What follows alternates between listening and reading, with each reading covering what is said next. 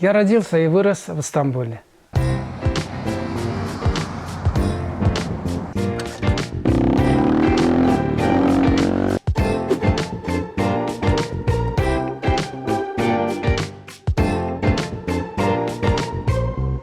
Когда передо мной встал вопрос, вернее, наступило время задуматься о том, где учиться, где получить высшее образование, были передо мной несколько вариантов. Я сделал совершенно неожиданный шаг и выбрал приехать в Россию.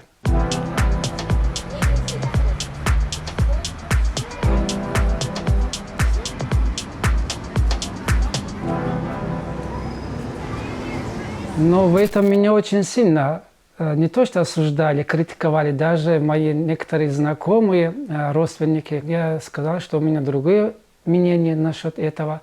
Думаю, что русский язык будет намного больше распространяться, тем более такой могучий язык. Мне интересный был русский язык. Я еще читал до этого, то есть я начинал читать классики русский еще в 9 классе. Поэтому я сделал такой выбор. Выйдя в город, я, как говорится, у нас челюсть упала от удивления, от приятного удивления. Такие широкие дороги, улицы. Особенно меня очень сильно удивило, очень приятно, что система городостроения такой порядочной, имеет глубокий смысл, наверное. Кто над этим занимался, не просто хотел строить город, а хотел строить порядочный город. И, конечно, я извиняюсь, наличие культурных ценностей. Это просто, как говорится, зашкаливает, да? Мне было очень-очень приятно увидеть огромное количество ценностей культурных, театров, музеев. Их просто список даже запоминать очень сложно. Все нормальные люди, хотя многие говорят, что такие жесткие, холодные, да? Я искал этих людей, я нигде не нашел. Поэтому, скорее всего, был стереотип, он сразу исчез.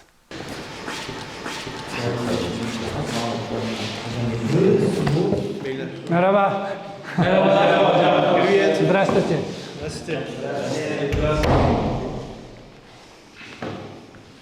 О, уже все готовы.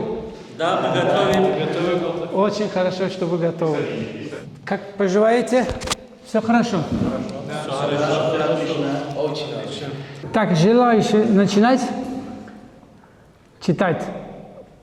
Давайте, Аркан Бey. Что написал Джон?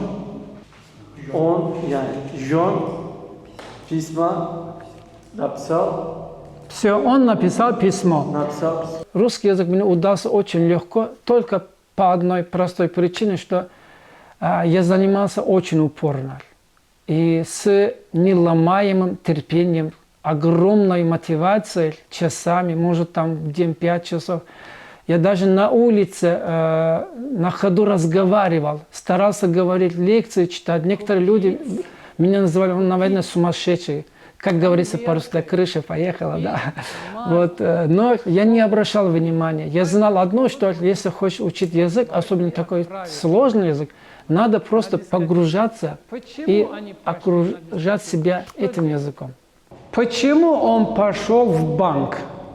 Он пошел в банк, чтобы, вот работаем над, чтобы, он пошел в банк, чтобы менять или поменять, ничего страшного, деньги.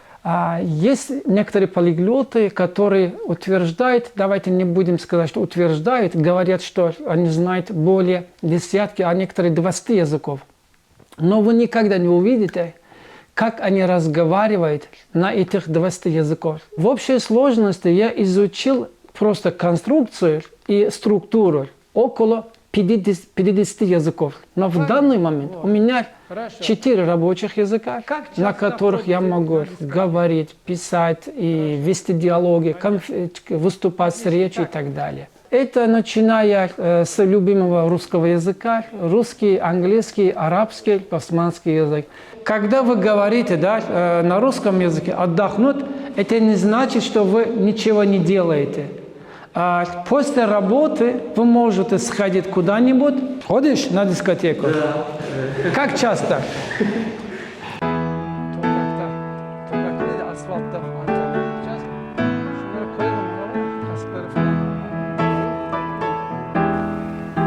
Так, мы сейчас собираемся отправиться в Коломну. Немножко покатаемся, потренируемся. Погода позволяет. Мирон тоже готов? Мирон, когда будешь кататься?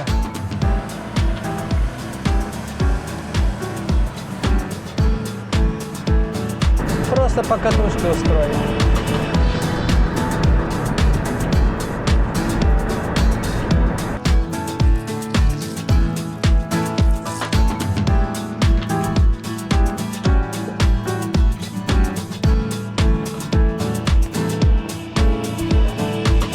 Мое первое знакомство с двухколесным моим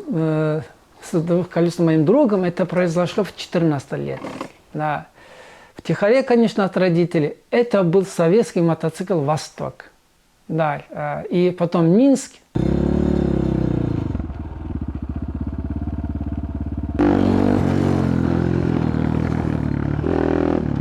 Между конусами. Ближе садись.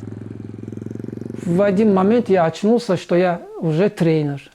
И тренер тренеров. То есть тренер, который тренирует, подготавливает будущих тренеров.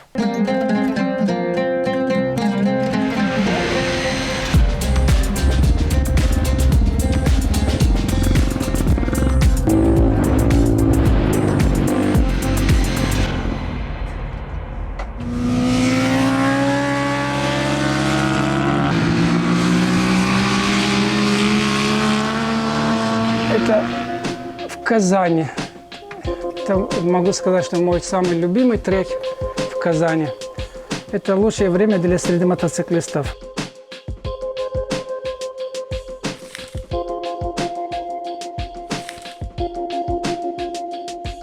Кстати, я забыл, как это называлось. Цветочек, как назывался? Лютик? Я забыл опять. Это один из часто задаваемых вопросов. Как так случилось, что ты нашел свои красавицы, да?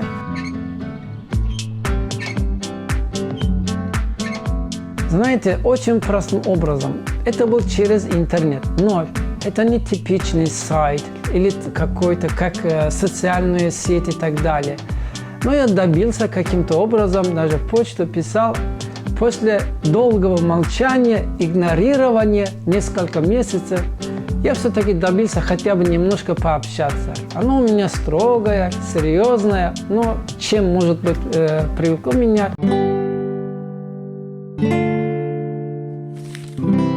А родители моей будущей жены были абсолютно, то есть категорически против. И единственное, как мне сказала моя жена, единственное, ты понравился, очень понравился моей бабушке. Она сказала, что от этого человека никакого вреда не будет. Он искренний, он говорит искренне. Я его полюбила. Но со временем все срослось, узнали друг друга поближе, и все получилось.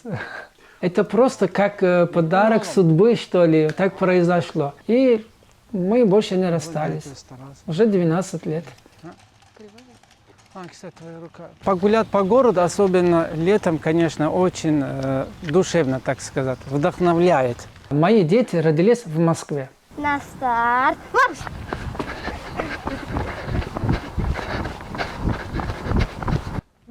Она начинала кататься с 3 лет.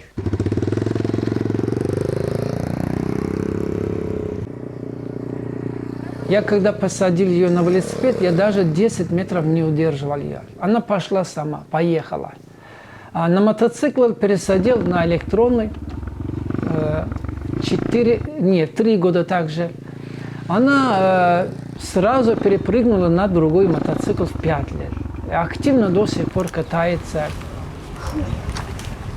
А сын нет.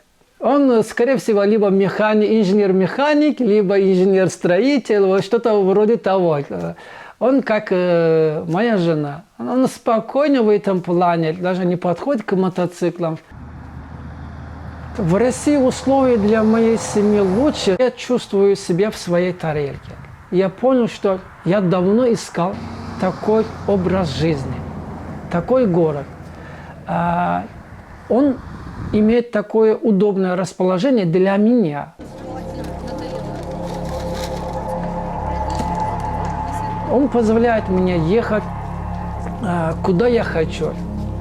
Исходя из того, например, вокруг Воскресенска есть очень много трасс, гоночных трасс, мотокроссовые трассы, шоссейные кольцевые трассы. За те годы, пока я здесь проживаю, изменения и в России, и в том городе, где я проживаю, конечно, произошло многое.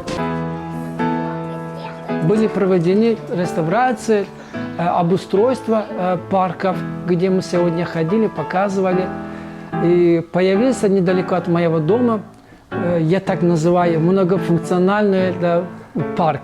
Там можно походить, погулять, собираться, спортом заниматься, в компании, то есть в волейбол играть, баскетбол играть, пинг-понг играть, или просто утреннюю пробежку, или ходьбу. Город сейчас для меня как раз по душе. Где я был в России, были моменты и по работе, и как хобби.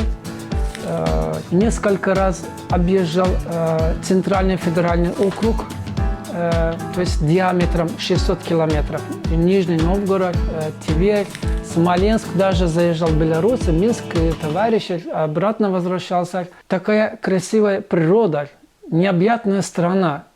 Путешествуй, делай что угодно.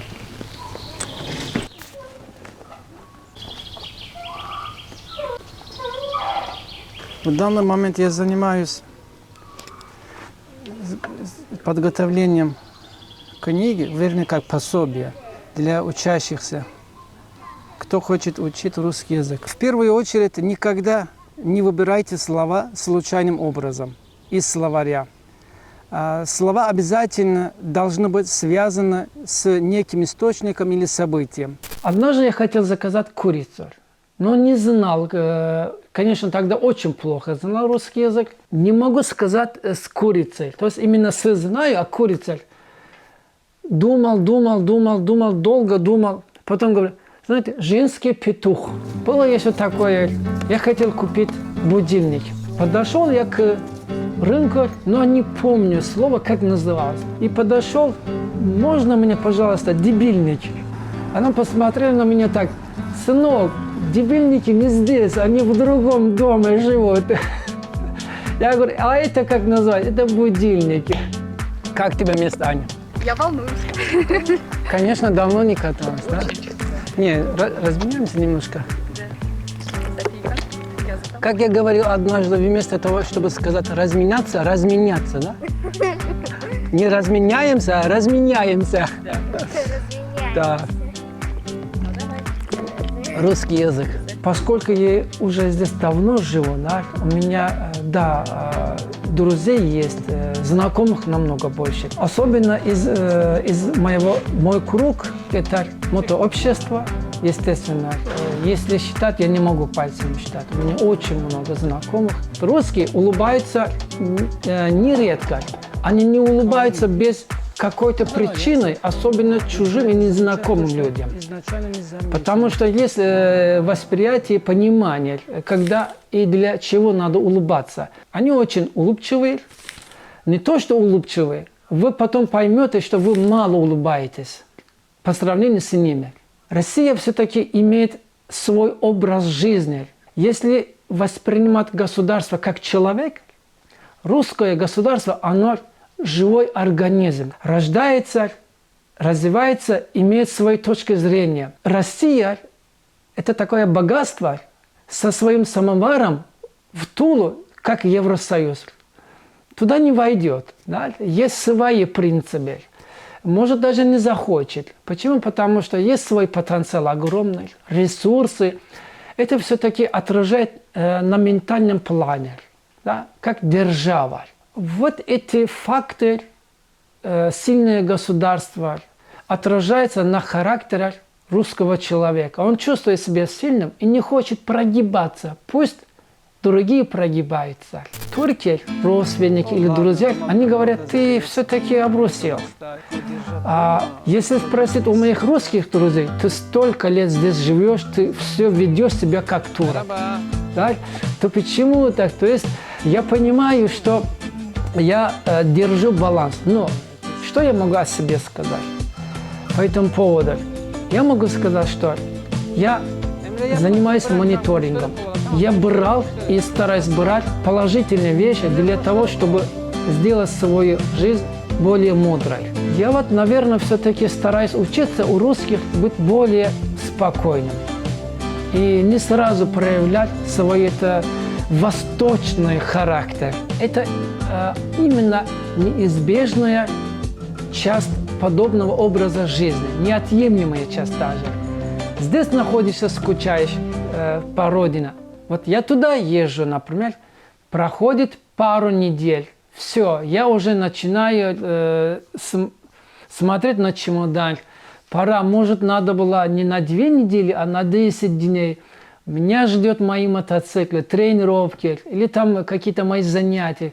Я у себя на родине, в Стамбуле, чувствую себя даже в своей квартире, как в гостях.